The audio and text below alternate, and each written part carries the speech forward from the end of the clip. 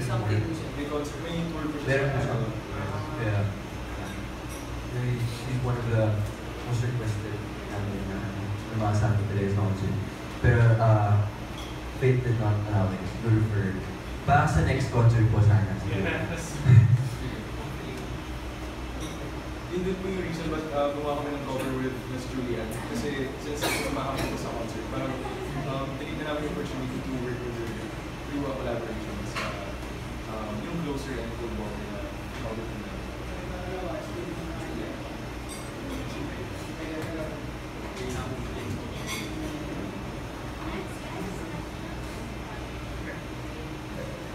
With your upcoming concert, what can we all expect?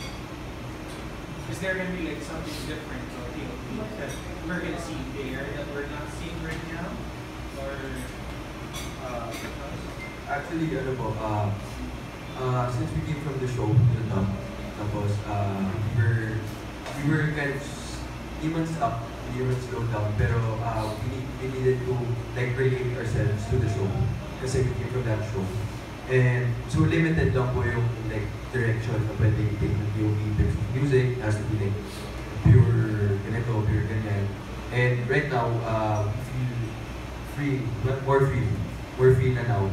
Kasi dun sa concert, makita niyo po yung the path we want to take, music-wise. So it's gonna be full of like upbeat, more now kind of songs. Parang yung 24 Karat, compared that to pag-music. So parang paiba po siya ng genre.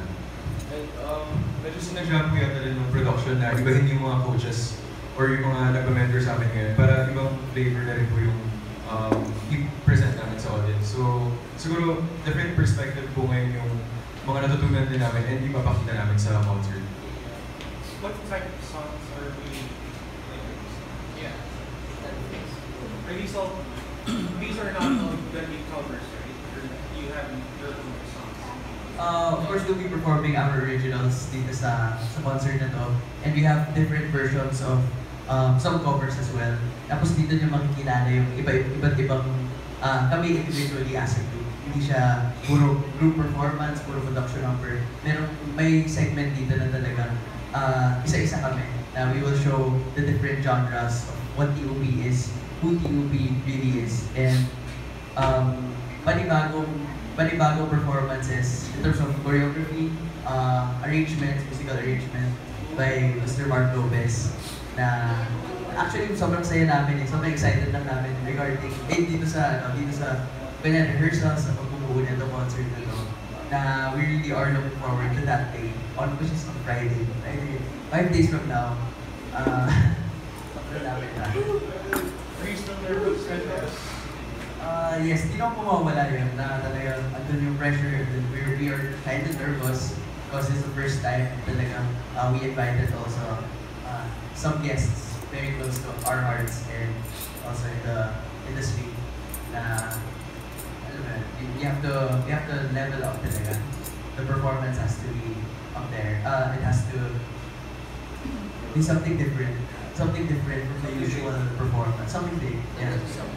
Who's doing the choreography for you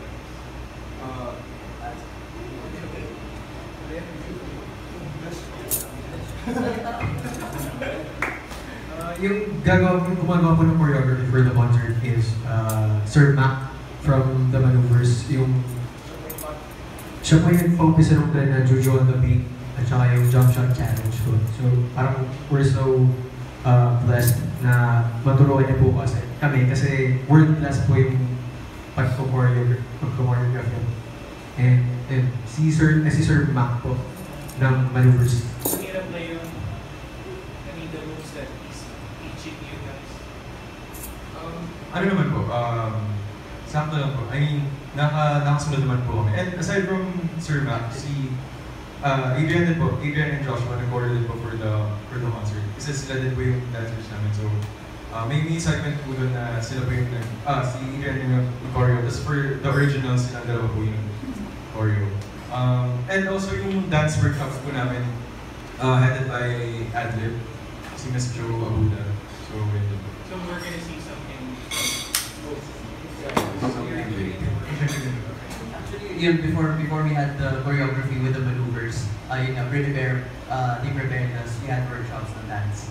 So, in terms of kung nahirapan kami, siguro not as much because they prepared, we're very thankful din sa adlib also, who prepared us.